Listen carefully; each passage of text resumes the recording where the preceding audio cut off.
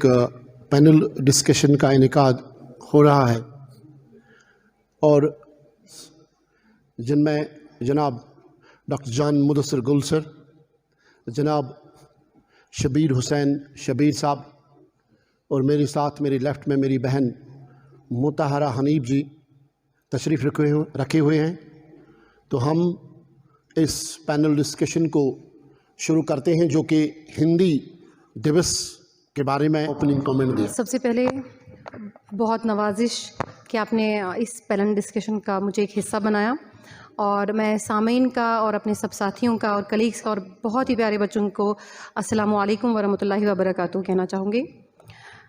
تو اور اردو کے حوالے سے بات کریں تو ہندی اور اردو دونوں ان کا ایک لسانی رشتہ ہے، اور وہ اتنا مضبوط رشتہ ہے۔ یہ دونوں زبانیں جو ہیں یہ ایک ہی زبان تھیں جسے ہندوستانی زبان کہا جاتا تھا، جسے ہندی، اردو معلیٰ، یہ الفاظ ان ناموں سے جو ہے انہیں پکارا جاتا تھا یا موسوم کیا جاتا تھا۔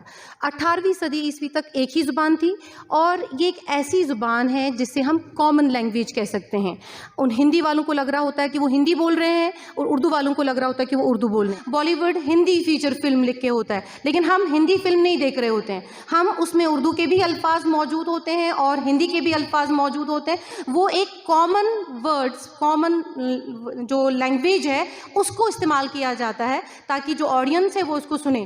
ان کا پہلے سے ہی بہت زیادہ رشتہ ہے۔ 18ویں صدی عیسوی تک یہ بالکل ایک ہی زبان تھی اور جسے ہندوستانی زبان کہا جاتا تھا۔ من میرا نرمل بھائیو جیسے گنگا نیر، من میرا نرمل بھائیو جیسے گنگا نیر، پائی لاگیو ہری پھیر کہت کبیر کبیر۔ سب سے پہلے جو مجھے 2 منٹ میں کہنا ہے پہلے راؤنڈ میں تو یہ کہوں گا کہ زبان، تہذیب، کلچر، ثقافت، ہمارا لوک رہسیہ، لوک ادب اس کے ساتھ کتنا جڑا ہوتا ہے۔ میں نے اپنے کشمیری شعر میں بلکہ ایک مصرعے میں اس کی بات کی ہے کہ زبان جو ہے، تہذیب جو ہے، کلچر جو ہے، ہمارا کھان پان جو ہے، ہمارا لباس جو ہے، اس کی مثال میں نے ایسے دی ہے جیسے موتیوں کی ایک مالا۔ موتیوں کی اس مالا میں مختلف موتی جڑے ہوتے ہیں جو ریپرزینٹ کرتے ہیں ہمارے ڈریس کو، ہمارے کھان پان کو، ہمارے کلچر کو، ہمارے لوک ادب کو، ہمارے رسم و رواج کو۔ لیکن ان سب سے پرے ایک خاص چیز ان میں ہوتی ہے جو اس مالا کو آپس میں سمیٹ کے رکھتا ہے، جپٹ کے رکھتا ہے، اور وہ ہے اس کا دھاگا۔ اگر دھاگا نہیں ہوگا تو ہم موتی پروئیں تو کس میں پروئیں؟ ہم تہذیب، کلچر، ثقافت، لوک ادب یا باقی چیزوں کو ریپرزینٹ کریں، ایک ساتھ جوڑیں تو کیسے دکھائیں؟ اسی لیے میں نے کہا ہے کہ اگر یہ ساری مالا ہماری کلہم یا تمام تہذیب کو، کلچر کو، ثقافت کو ریپرزینٹ کرتا ہے، لیکن اس کے اندر جو دھاگا ہے وہ ہماری زبان ہے۔ اس پینل ڈسکشن کا تو اگر میں پالیسیز پہ جاؤں، 1986 پالیسی جو بائبل مانا جاتا ہے ایجوکیشن میں، سب لوگوں کو پتہ ہے، تو اس میں بھی یہی رکھا گیا تھا development of Hindi as a link language. مجھے لگتا ہے پہلے اگر ہم اس لنک ورڈ کو ڈیکنسٹرکٹ کریں، لنک ہم کس چیز کو کرنا چاہتے ہیں؟ اگر ہم لنک ایجوکیشن لیول پہ کرنا چاہتے ہیں تو مجھے لگتا ہے کہ ہمارے پاس بہت سارے چیلنجز ہیں۔ ایکیڈمک لینگویج کیا ہم ہندی کو بنا سکتے ہیں انڈین کانٹیکسٹ میں؟ اگر ہم پھر نیچے جائیں، اسٹیٹس پہ جائے تو اسٹیٹس پہ ہمیں بہت دشواری آ سکتی ہے۔ ایز آن ڈیٹ اگر ہم اتنے 40 سے زیادہ سال گزر چکے ہیں، آلموسٹ 45 سال، 86 پہ اگر ہم بات دیکھیں گے تو 45 سال میں ایز اے نیشن انڈیا جو ہے، مجھے لگتا ہے کلیکٹیولی ہم فیل ہو چکے ہیں ہندی کو ایک نیشنل ایکیڈمک لینگویج بنانے میں۔ تو اس پہ کوئی دو رائے نہیں ہے کہ اسٹیٹس کیونکہ یہ کانکرنٹ لسٹ میں آتا ہے، اسٹیٹس کی اپنی ڈسکریشن ہوتی ہے اس معاملے میں، میڈیم آف انسٹرکشن بنائے کہ نہ بنائے. رہا سوال اسپوکن پارٹ تک، تو ایز آن ڈیٹ ابھی نیا سینسس نہیں آیا، may be in the coming months میں آ رہا ہے. لیکن 2011 کا جب ہم سینسس دیکھیں گے تو جب JNK کی بات کریں گے 2.3% وہ ہے آؤٹ آف JNK پاپولیشن جو ہندی بھاشا کو اسپوکن فارم میں استعمال کرتے ہیں. But that does not mean کہ ہم اس کو نگیٹ کریں گے، کیونکہ نیپ جب ہم ایز آن ڈیٹ جو ہماری لیٹسٹ پالیسی جو ہے جو ہمیں کلیئرلی وہ ہوتی ہے کہ جس بچے کی جو مدر ٹنگ یا ہوم لینگویج ہے اس کو ہمیں 100% اپارچونیٹیز پرووائڈ کرنی ہے ایز ایکیڈمک انسٹیٹیوٹس، ایز گورنمنٹ یا ڈپارٹمنٹ آف ایجوکیشن کو پرووائڈ فیسلٹیز کرنی ہے کہ اس بچے کو ایجوکیشن جو ہے وہ اس کو اپنی ماتر بھاشا یا ہوم لینگویج میں ملے. اور اپنا اوپننگ کامنٹ دیا. میں ایک بار پھر محترم حنیف جی کی طرف آؤں گا.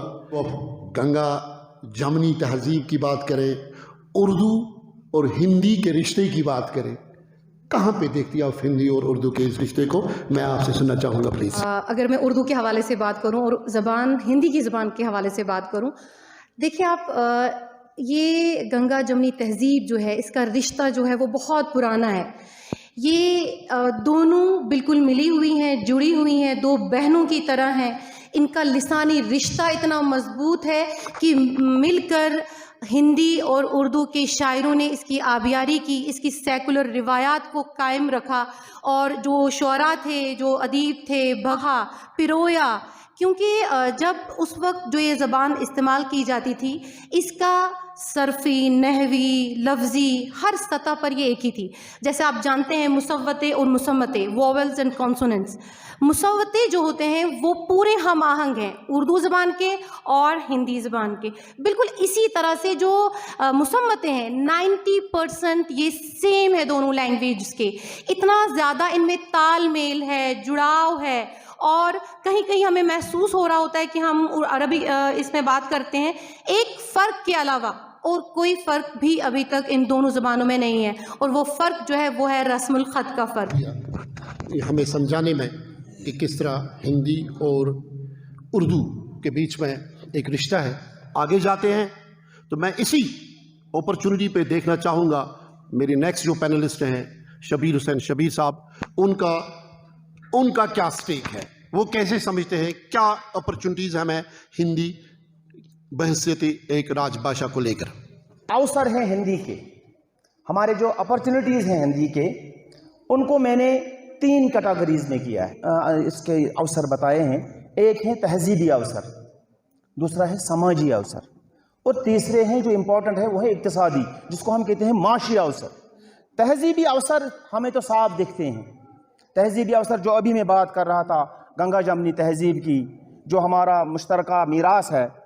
سماجی اوسر تو ہم بعد میں جو ہی اردو اور ہندی کا جو ادب ہمارے سامنے آیا، لٹریچر سامنے آیا، نذیر اکبر آبادی اردو کا شاعر ہو کے جب وہ کرشن جی پہ لکھتے ہیں، جب وہ رام جی پہ لکھتے ہیں، تو یہ اس کے سماجی اوسر ہیں.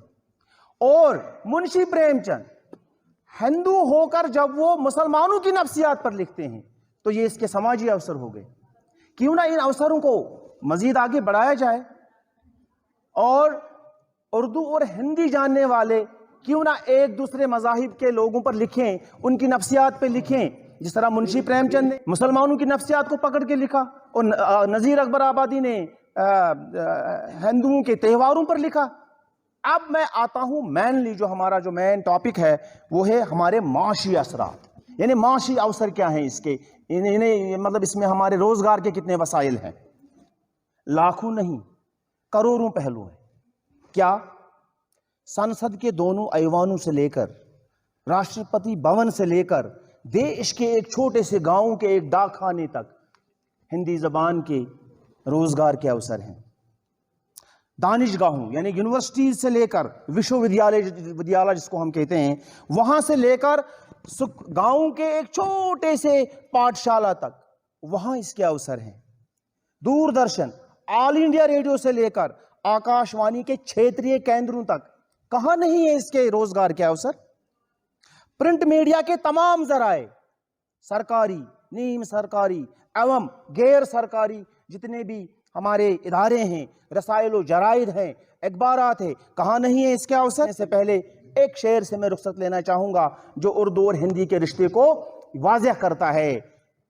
हिंदी में और उर्दू में फ़र्क है तो इतना, हिंदी में और उर्दू में फ़र्क है तो इतना, गुलजार साहब वो ख्वाब देखते हैं, हम देखते हैं सपना। शुक्रिया। तो मैं काउंटर आर्गुमेंट यहाँ पे देखना चाहूँगा डॉक्टर जॉन मुदस्सिर गुल सर से। निज़ार साहब को मैंने चूँकि पहले ही बोला, हमारे बड़े 4 कमीशन जो university education commission right from 1948, फिर सेकेंडरी एजुकेशन कमीशन या national education commission Kothari commission जिसको बोला जाता है 64-66 में बना, उसके बाद नेशनल नॉलेज कमीशन 2009 में, और उसके बाद हमारी 3 बड़ी policies, national policy of education 1968, national policy of education 86 और अब 2020 की जो नेशनल एजुकेशन पॉलिसी, और सबसे बड़ा और एक डॉक्यूमेंट जिसको हम नेशनल करिकुलम फ्रेमवर्क 2005, जिसका अब नया आ रहा है 2020 जो बनने वाला था नहीं आया। तो इन सब को अगर हम निचोड़ देखेंगे, हर एक पॉलिसी में 3 लैंग्वेज फार्मूला पे बहुत जोर दिया गया था। अगर मैं हिस्टोरिकली यूनिवर्सिटी कमीशन की बात करूं तो वहाँ पे बोला गया था हम एक रीजनल लैंग्वेज रखेंगे, एक फेडरल लैंग्वेज रखेंगे। फेडरल शायद अगर जो वाज़ा नहीं किया गया था, फेडरल लैंग्वेज यही थी जो हिंदी के बारे में हम बात करते हैं। यूनिवर्सिटी ऑफ कश्मीर में मेरे बेटे का एनिवर्सरी में मुझे बेटी ने तंग किया तो मैं बाहर निकला। अब किंडरगार्टन का एक बच्चा था अपने पेरेंट्स के साथ, वो घर निकल गया, उनको छोड़ा, वो समेरे से थे, उनको छोड़ा गया बीच में ही प्रोग्राम में, उनका आइटम ख़त्म हो गया। तो ये माँ अपने बच्चे को घसीट के ले रही है। मैं ऑब्जर्व कर रहा था बड़ा कीनली कि हम कितना जुल्म अपने बच्चों पे कर रहे हैं। तो चलते चलते ही नहीं मान रहा था, ये कुछ मांग रहा था, तो माँ ने बोला आई हैव नो हैकत बेटा, आई हैव नो हैकत बेटा, प्लीज कम।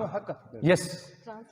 तो जो गुलजार साहब ने बात की, हम परसों भी इस पर डिस्कशन कर रहे थे, हमें जो पॉलिसी डॉक्यूमेंट्स हमें बोल रहे हैं मल्टीलैंग्वेज तो है ही है, हमें कोड स्विचिंग करनी है। हाँ, उससे भी हम अब रिसर्चर्स एक स्टेप आगे जा रहे हैं, जिसको हम ट्रांस लैंग्वेजिंग की बात हमने की। ट्रांस लैंग्वेजिंग यही हो गई कि हमें कोड मिक्सिंग से हमें अपनी बात कन्वे करनी है, क्योंकि पॉलिसी जो हमें बोल रही है वो बोल रही है कि आप 21st सेंचुरी स्किल्स में एक स्किल ये दे दो कि आप बच्चे को इफेक्टिव कम्युनिकेटर बनाओ। तो उस इफेक्टिव कम्युनिकेटर को बनाने के लिए शायद हमें ट्रांस लैंग्वेज का अब सहारा लेना पड़ेगा। तो सर मैं यहाँ पे सॉरी टू इंटरप्ट, अब ये ओरल ही नहीं रहेगी, ट्रांसलैंग्वेशन इन रिटिंग। एग्जैक्टली, हम इस पे परसों बात भी कर रहे थे कि हम इसको कैसे रोल आउट करें। बहुत सारे ऑलरेडी चैलेंजेस है, तो इन चैलेंजेस को हम और कंक्रीटाइज करके, बल्कि चैलेंजेस ना माने, हम इनको अपॉर्चुनिटीज माने।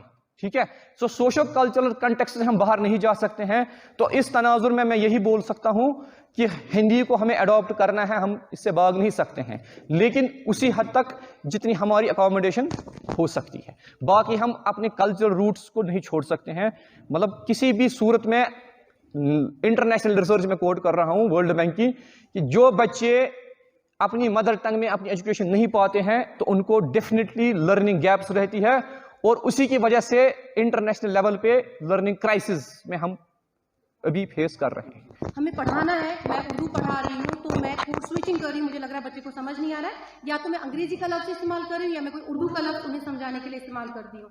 लेकिन अब ऐसा है कि जब हमारा बच्चा जवाब देता है तो असातिज़ा के साथ साथ बच्चे भी हंसते हैं कि उसने अगर मिक्स वर्ड जुमला इस्तेमाल किया, उसमें उर्दू भी था, कश्मीरी भी था, इंग्लिश भी था, और उसकी मादरी ज़ुबान डोगरी भी था। जब वो कोड स्विचिंग कर रहा था या मिक्स बोल रहा था तो हम हंसते हैं, लेकिन अब हम उसे हंस नहीं सकते हैं, क्योंकि डॉक्यूमेंट कह रहा है कि अब हम कोड स्विचिंग के साथ साथ लैंग्वेज, ट्रांस लैंग्वेज करेंगे। हम उसको जो भी लफ्ज़ वो इस्तेमाल करेगा उसे मतलब समझ आना चाहिए, उसे कॉन्सेप्ट समझ आना चाहिए, उसे बात समझ में आनी चाहिए। जब उसे मुद्दा समझ में आएगा तो वो आगे बढ़ सकता है और learning gap. Thank you so much. हम इस पैनल डिस्कशन को कंक्लूड करते हैं और ये उम्मीद करते हैं कि आने वाले ज़माने में हिंदी जो हमारी एक और भाषा है, इसको भी हम इसी तरह से हमारे जो बच्चे हैं उनको कोशिश करें कि वो रागिब हो जाए हिंदी लैंग्वेज की तरफ, ताकि उनकी जो मैंने पहले बात की थी कि कॉग्निटिव डेवलपमेंट, जो जितनी ज़्यादा ज़ुबानें हम सीखें इतनी ज़्यादा हमारी कॉग्निटिव डेवलपमेंट होगी। तो उनकी कॉग्निटिव डेवलपमेंट के लिए, उनकी क्रिटिकल थिंकिंग के लिए हम उनको इस ज़ुबान की तरह मिलाएं और मल्टीलिंगुअल बनाएं, ताकि वो दुनिया के या मुल्क के किसी भी जगह जाए हमारी तरह बोर्ड पढ़ने में वो नाकाम ना रहे, वहाँ सक्सेसफुल रहे, उनमें कॉन्फिडेंस हो। तो इंशाल्लाह आप सबका बहुत बहुत शुक्रिया। लेकिन उससे पहले डॉक्टर जॉन मुदस्सिर गुल सर का शुक्रिया कि जिन्होंने इस पैनल डिस्कशन में हिस्सा लिया, उनके साथ साथ शबीर हुसैन शबीर साहब का और मुतारा हनीफ जी का, जिन्होंने अपने अंदाज में बड़े ज़बरदस्त तरीके से अपने पॉइंट ऑफ व्यू को रखा। इसके साथ ही मैं कंक्लूड करता हूँ।